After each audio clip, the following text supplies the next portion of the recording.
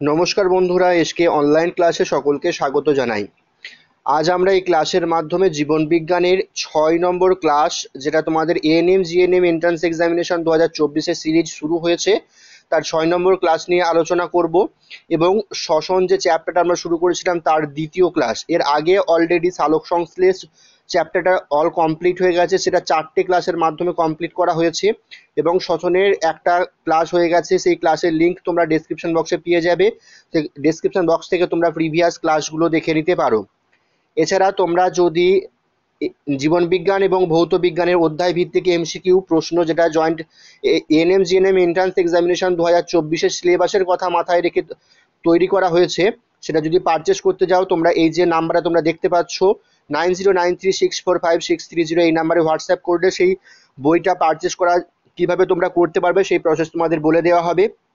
সেই বইয়ে কি আছে, 3500+ এমসিকিউ প্রশ্ন উত্তর অধ্যায় ভিত্তিক আলোচনা করা হয়েছে। জীবন বিজ্ঞান এবং ভৌত বিজ্ঞান দুটোকে টোটালি কমপ্লিট করানো আছে এই 3500 প্রশ্নের মধ্যে। চলো শুরু করা যাক আজকে আমাদের প্রশ্ন।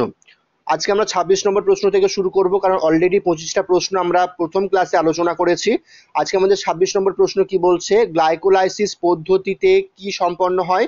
গ্লাইকোলাইসিস পদ্ধতিতে আমাদের কি হয়, দেখো এই 4টে যে অপশন আছে তার মধ্যে আমাদের রাইট অ্যান্সার কি হয়ে যাবে, গ্লাইকোলাইসিস পদ্ধতিতে গ্লুকোজ পাইরুভিক অ্যাসিডে পরিণত হয়।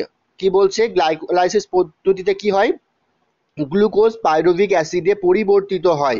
অপশন সি হয়ে যাবে আমাদের এখানে রাইট আনসার।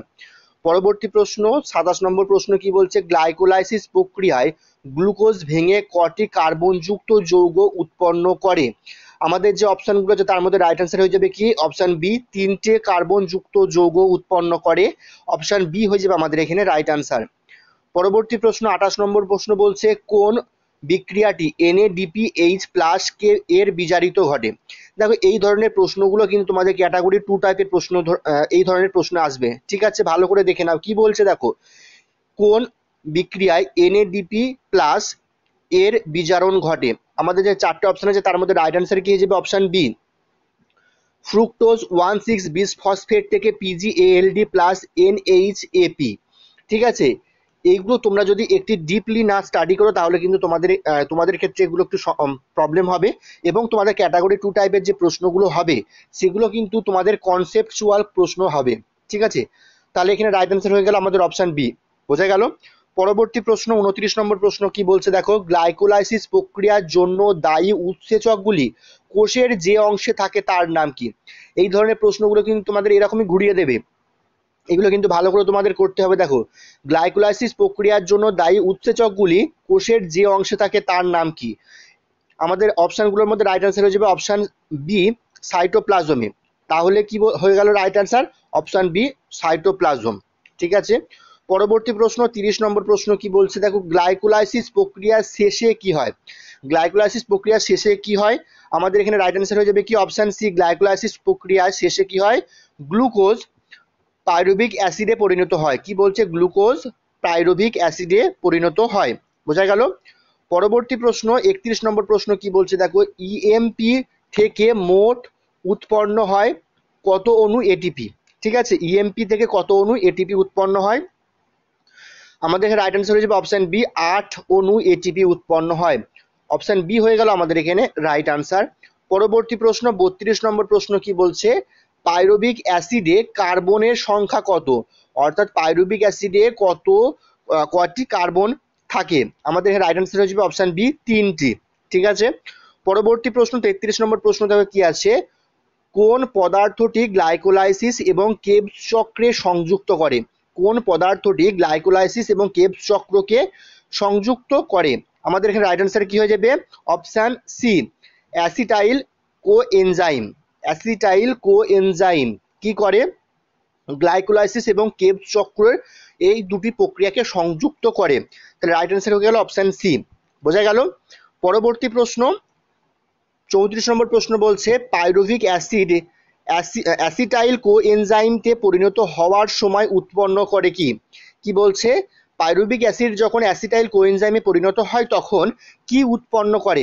উৎপন্ন করে, মনে রাখবে এটা, কার্বন ডাই অক্সাইডের সঙ্গে কি উৎপন্ন করে, NaDH+ প্লাস এইচ প্লাস উৎপন্ন করে। কি উৎপন্ন করে? কার্বন ডাই অক্সাইড এবং NADPH plus plus H plus উৎপন্ন করে। তাহলে আমাদের রাইট অ্যান্সার হয়ে গেল অপশন বি। বোঝা গেল? পরবর্তী প্রশ্ন 35 নম্বর প্রশ্ন বলছে কেবস চক্র হলো কি? কেবস চক্র হলো কি? আমাদের চারটে অপশনের মধ্যে রাইট অ্যান্সার কি হচ্ছে? অপশন এ সবাদ শোষণ। কেবস চক্র হলো সবাদ শোষণ, অপশন এ হয়ে গেল আমাদের এখানে রাইট অ্যান্সার। পরবর্তী প্রশ্ন 36 নম্বর প্রশ্ন বলছে কেবস চক্র কোথায় ঘটে? কেবস চক্র কোথায় ঘটে? আমাদের যে অপশন আছে তার মধ্যে রাইট অ্যান্সার কি হয়ে যাবে? অপশন বি মাইটোকন্ড্রিয়ায়। তাহলে কেবস চক্র কোথায় সম্পন্ন হয়? মাইটোকন্ড্রিয়ায়। বোঝা গেল?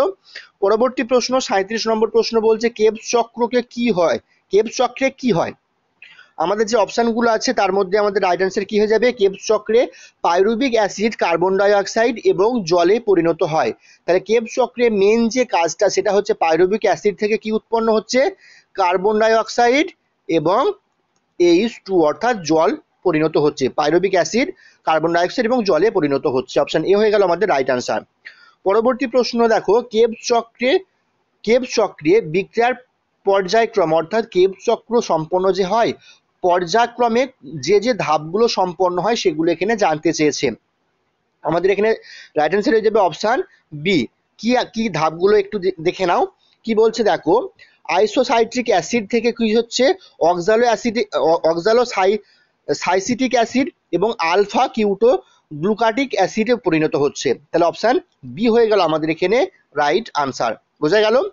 পরবর্তী প্রশ্ন 39 নম্বর প্রশ্ন কি বলছে দেখো, কেবস চক্র বা সাইট্রিক অ্যাসিড চক্রের শেষে উৎপন্ন বস্তু হলো, অর্থাৎ কেবস চক্র বা সাইট্রিক অ্যাসিড চক্রের শেষে কোন বস্তু উৎপন্ন হয় বা শেষে কি কি উৎপন্ন হয়? রাইট অ্যান্সার হয়ে যাবে কি আমাদের কার্বন ডাই অক্সাইড এবং জল উৎপন্ন হয়। অপশন ডি হয়ে যাবে আমাদের এখানে রাইট আনসার। পরবর্তী প্রশ্ন 40 নম্বর প্রশ্ন আমাদের কি আছে দেখো, কেবস চক্রে NAD কি হিসাবে কাজ করে? কেবস চক্র NAD কি হিসাবে কাজ করে?